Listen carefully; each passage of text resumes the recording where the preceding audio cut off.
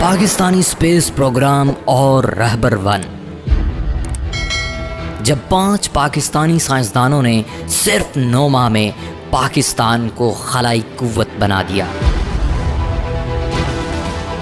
मई 1998 में बलोचिस्तान में किए गए न्यूक्लियर धमाकों से 36 साल कबल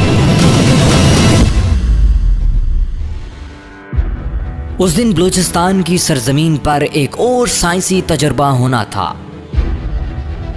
ये तमाम साइंसदान पाकिस्तान के पहले रॉकेट को खला में भेजने की तैयारी कर रहे हैं। सूरज गरूब हो चुका है और रात के 8 बजने में अभी 7 मिनट बाकी हैं। फिर काउंटडाउन शुरू होता है।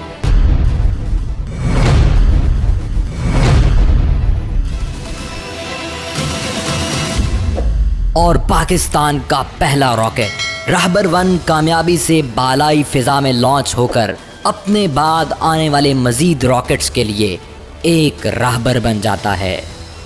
सिर्फ यही नहीं, इस लॉन्च के साथ ही पाकिस्तान मुस्लिम दुनिया समेत जनूबी एशिया की वो पहली कुव्वत बना जिसने कामयाबी से खलाई तजर्बा सरअंजाम दिया।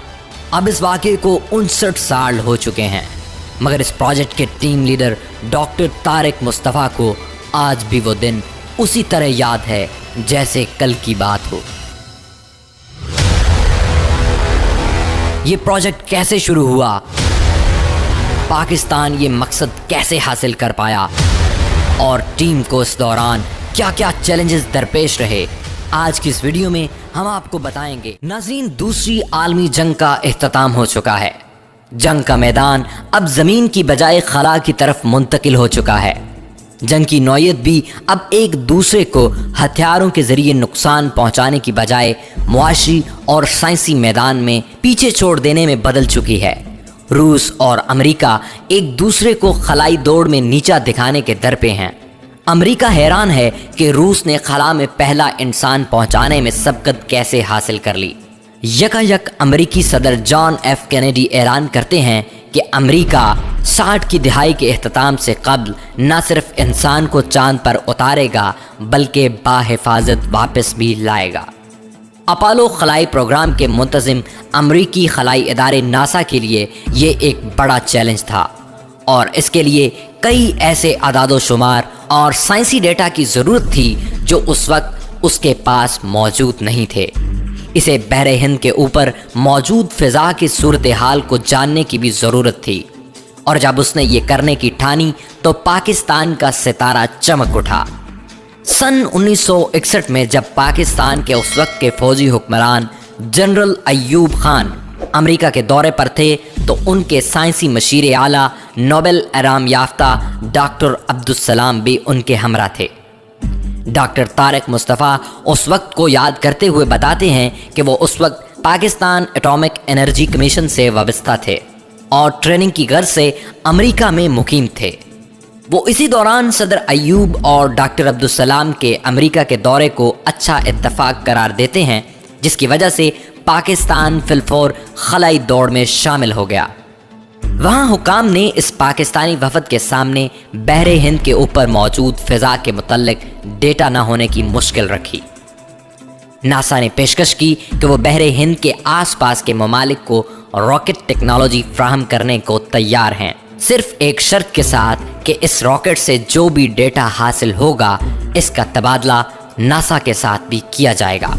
नासा की हुकाम ने इसी दिन डॉक्टर तारिक मुस्तफ़ा को अपने एक खुसूसी तैयारे के ज़रिए मुल्क के दूसरे कोने में बहरे ओकियानूस के किनारे वाक़े वॉल्स आइलैंड रॉकेट रेंज भेज दिया, जहां उन्हें तमाम आलात और सामान के मुतल्लिक ब्रीफिंग दी गई। पूरी रात वो अपनी रिपोर्ट मुरतब करते रहे और अगले दिन वो दोबारा वाशिंगटन में नासा के दफ्तर में दोबारा डॉक्टर अब्दुस्सलाम के हमरा अपनी रिपोर्ट के साथ पहुंचे। उसी दिन नासा ने पाकिस्तान से कहा कि अगर आप हामी भरें तो हम ये प्रोग्राम शुरू कर सकते हैं और उसके सिर्फ 9 माह बाद ही सोमयानी में ना सिर्फ रॉकेट रेंज भी बना ली गई बल्कि रहबर सीरीज के अव्वलीन रॉकेट लॉन्च भी कर दिए गए। इंडिया ने यह कारनामा इसके 15 माह बाद नवंबर 1963 में अंजाम दिया डॉक्टर तारिक मुस्तफ़ा की ड्यूटी लगाई गई कि वो टीम इकट्ठी करें। उनके साथ डॉक्टर सलीम महमूद, जो बाद में स्पार्को के चेयरमैन रहे, बी ट्रेनिंग पर अमेरिका में मौजूद थे।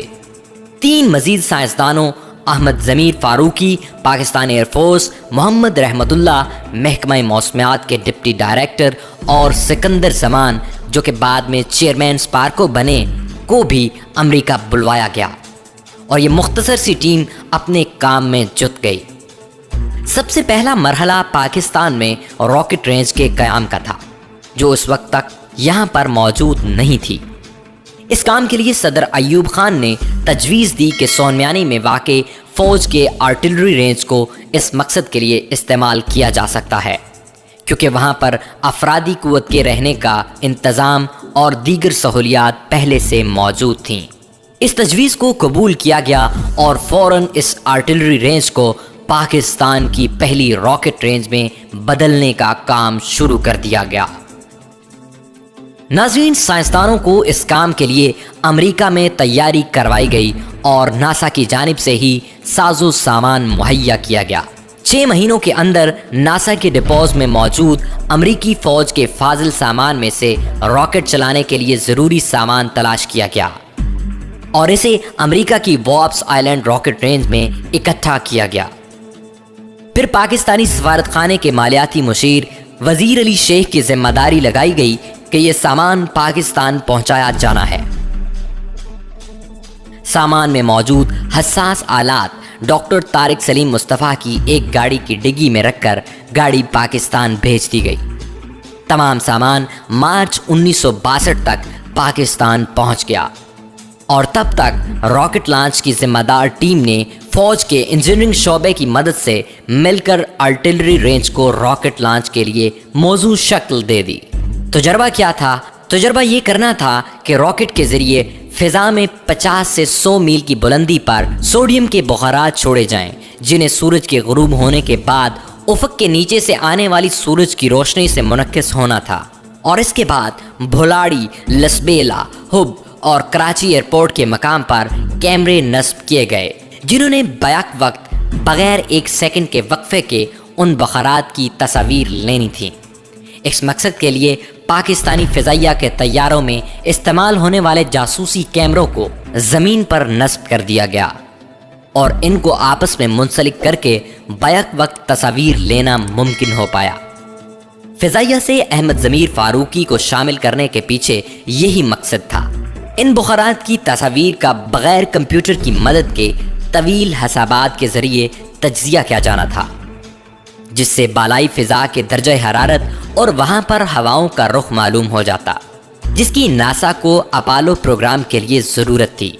इस टीम के रुकन और बाद में पाकिस्तान के space and upper atmosphere research commission Sparco के चेयरमैन डॉक्टर सलीम महमूद ने बात करते हुए बताया कि उस दिन टीम में बेचैनी, जोश, जज्बा और खुशी के जज्बात का एक इम्तिजाज मौजूद था। वो बताते हैं कि रहबर 1 रॉकेट 3 मरहलों पर मुश्तमिल रॉकेट था और हर मरहले की कामयाब तकमील के बाद टीम को खुशी भी होती और इस्तराब भी कि अगला मरहला कैसा रहेगा, मगर ये तजुर्बा कामयाब रहा। उस रात ये तमाम साइंसदान खुशी के बायस सो पाए या नहीं, इस सवाल पर डॉक्टर सलीम महमूद हंस दिए। उस रात भी हम लोग जल्द सो गए थे, क्योंकि उस रॉकेट लॉन्च के बाद हमें अगला रॉकेट 4 दिन बाद यानी 11 तारीख को ही लॉन्च करना था।